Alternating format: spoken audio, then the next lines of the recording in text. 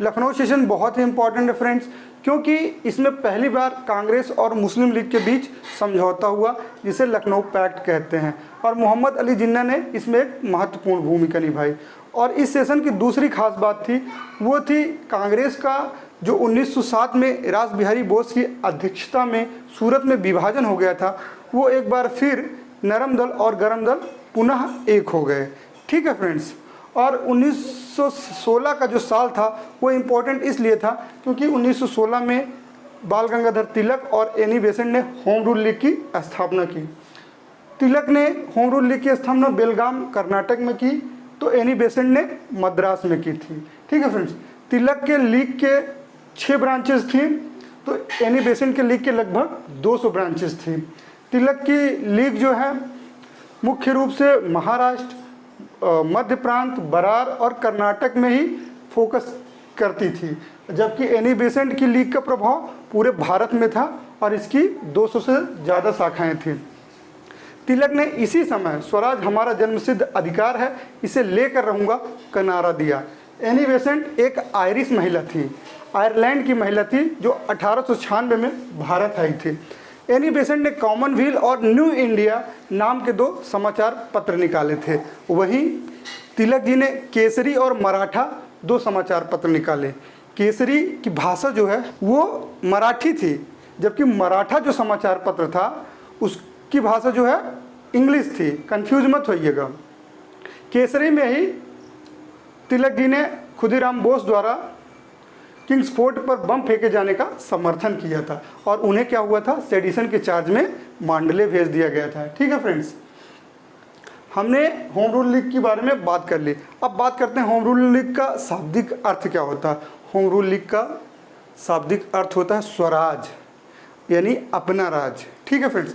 और इसका ऑब्जेक्टिव था भारतीय लोगों के मन में राष्ट्रवाद की भावना जागृत करना, भारतीयों को जगाना, एक मास मूवमेंट बनाना। और अब बात करेंगे फ्रेंड्स 1916 का सेशन याद कैसे करें।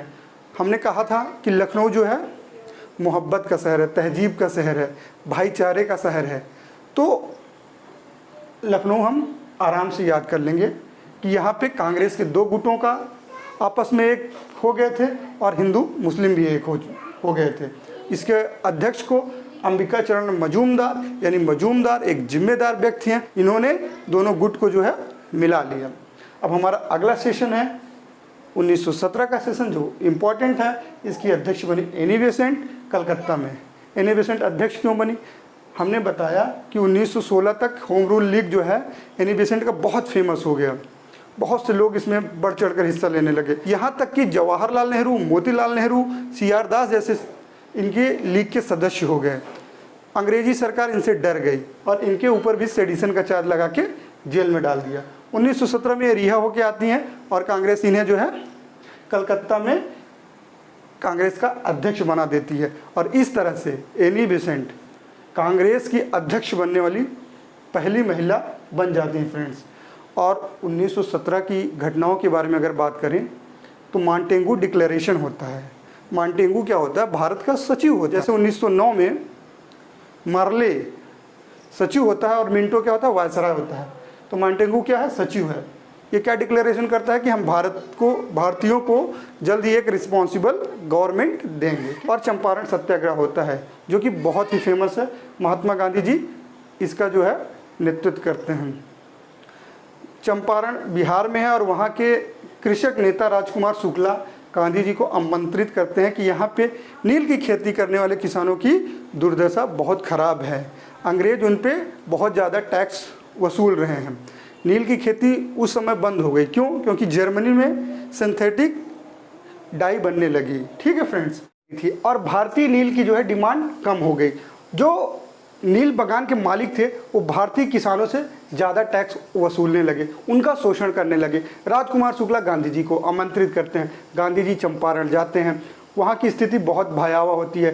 प्रशासन उन्हें जल्द से जल्द जगह खाली कर देने को कहता है। गांधी जी अड़ जाते हैं, कहते हैं हम नहीं जाएंगे, और फिर सरकार को झुकना पड़ता है। एक कमेटी बनती है, गांधी जी क्या होते हैं उसके सदस्य बनते हैं, और उस कमेटी की जो सिफारिश होती है उसमें ये निकल के आता है कि नहीं, जो तिनकटिया पद्धति है इसको जो है एबोलिश किया जाए।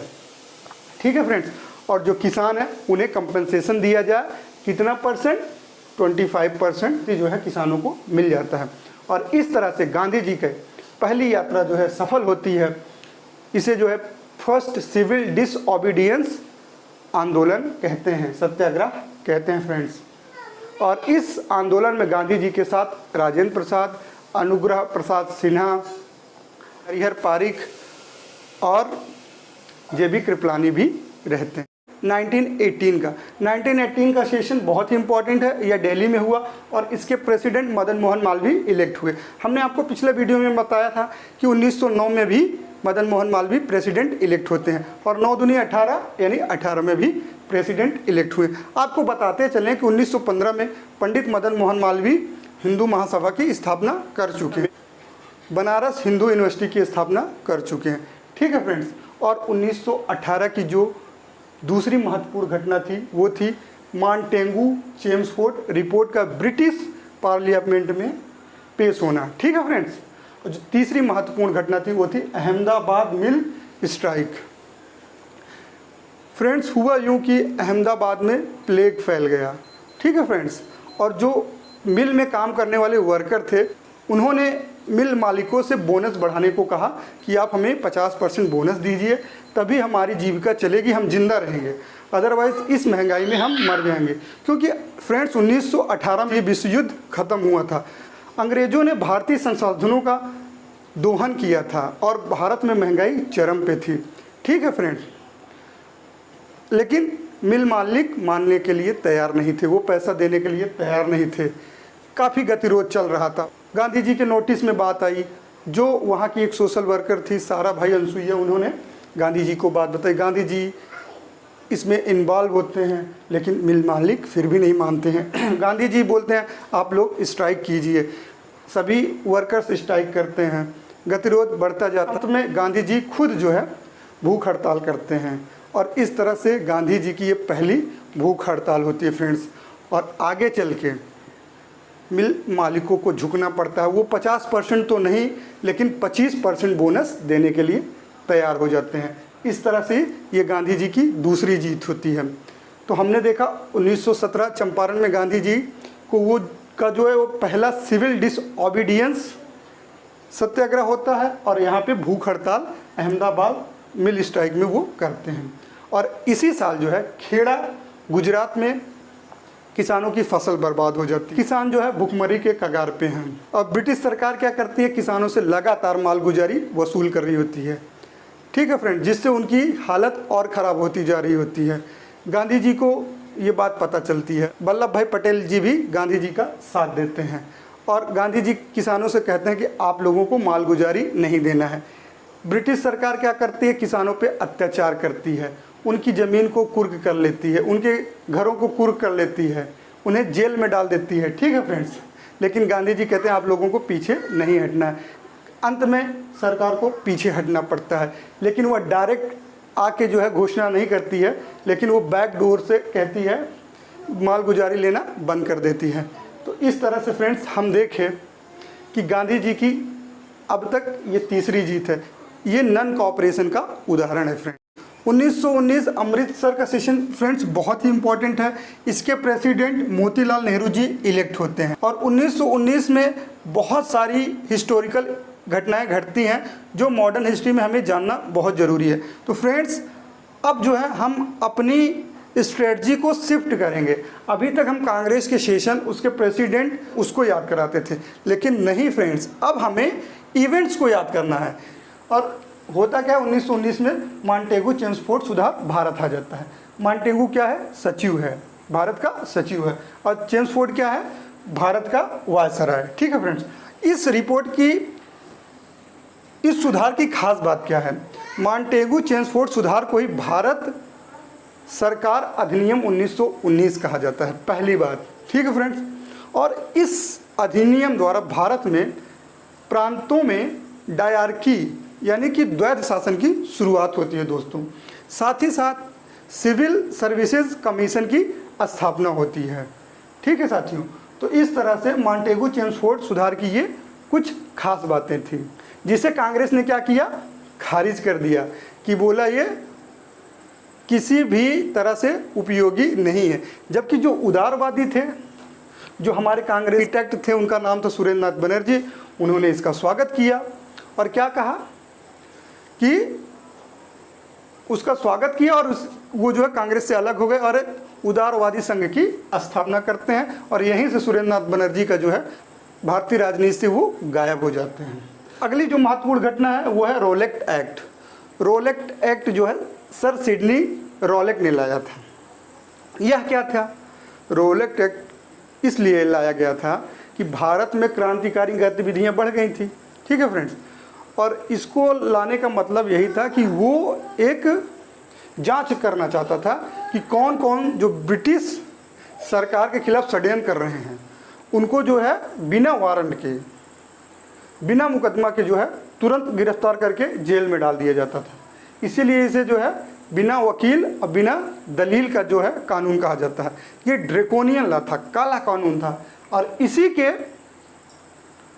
खिलाफ पूरे भारत में जो है पहला मास मूवमेंट की शुरुआत गांधी जी ने की। जगह जगह पे हड़ताल की गई, इस स्टूडेंट ने स्कूल को छोड़ दिया, ठीक है फ्रेंड्स। तो पूरे भारत में जो है इसका खिलाफत की गई क्योंकि ये काला कानून था, ड्रैकोनियन लॉ जिसे कहते हैं। 1919 में रोलेक्ट एक्ट भारत आता है जिसे बिना वकील, बिना अपील और बिना दलील का काला कानून कहा जाता है। महात्मा गांधी पहली बार एक राष्ट्रव्यापी जन आंदोलन की घोषणा करते हैं। इसमें हड़ताल की जाती हैं, सभाएं की जाती हैं, विरोध प्रदर्शन किया जाता है। बंगाल, पंजाब, मद्रास और मुंबई में तो बहुत सारी हिंसात्मक घटनाएं हो जाती हैं। पंजाब में मार्शल लॉ लागू होता है। वहाँ का जो लेफ्टिनेंट गवर्नर होता है उसका नाम होता है माइकल वुड डायर होता है। जो जलियांवाला बाग के आसपास के गांव के लोग हैं वो मार्शल लॉ के बारे में अनअवेयर होते हैं। वो लोग बाग में इकट्ठा हो जाते हैं।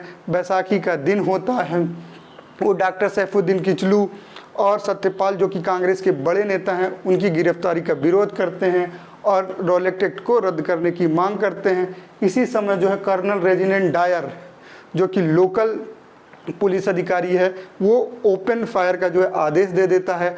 1000 लोग मारे जाते हैं, 1000 से भी ज़्यादा लोग घायल होते हैं। अगर सरकारी आंकड़ों की बात की जाए तो इस कांड में सिर्फ 379 लोगों की ही हत्या दिखाई जाती है। यह बहुत ही विभत्स और जघन्य अपराध होता है। पूरा देश हिल जाता है, स्तब्ध रह जाता है। रविन्द्रनाथ टैगोर अपनी नाइटहुड की उपाधि वापस कर देते हैं। गांधी जी अपनी कैसरे हिंद की उपाधि वापस कर देते हैं जो उन्हें बोयर युद्ध के दौरान मिली थी, ठीक है फ्रेंड्स।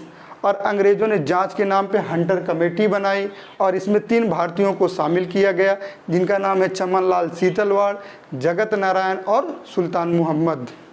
कांग्रेस ने भी एक कमेटी बनाई फ्रेंड्स। इसके अध्यक्ष थे मदन मोहन मालवीय।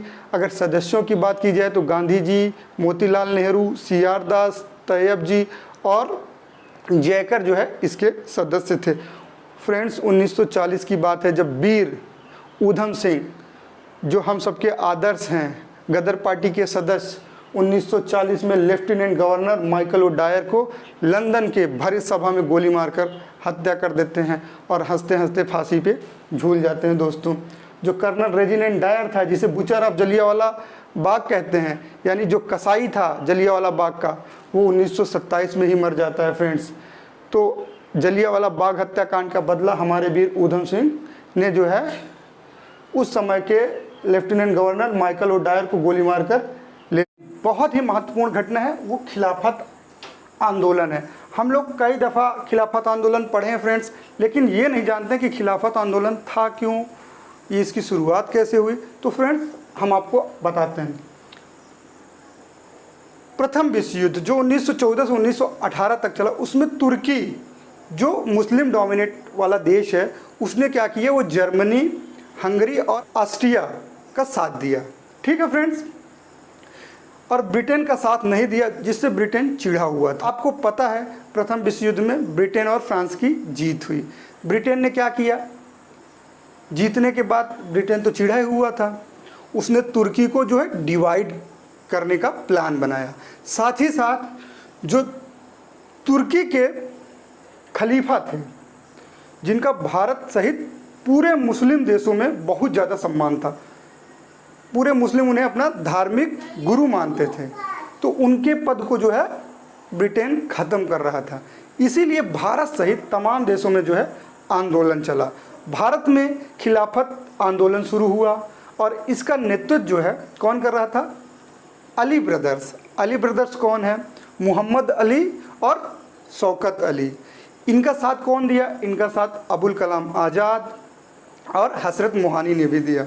कहीं कहीं जौहर का भी नाम आता है। ठीक है फ्रेंड्स, तो ये जो 4 लोग हैं ये मिल के खिलाफत आंदोलन की शुरुआत करते हैं। अबुल कलाम आज़ाद अपने समाचार पत्र, उनका नाम होता है अल हिलाल।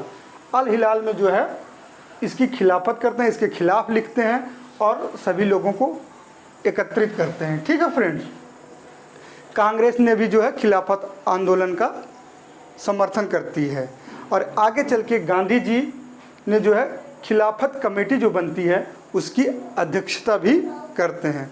ठीक है फ्रेंड्स, और होता क्या है 1924 में जो तुर्की के खलीफा हैं कमाल मुस्तफ़ा पाशा, वो खुद ही जो है खलीफा का पद समाप्त कर देते हैं और इस तरह से जो भारत सहित दुनिया में खिलाफत आंदोलन चल रहा था वो स्वतः ही समाप्त हो जाता है।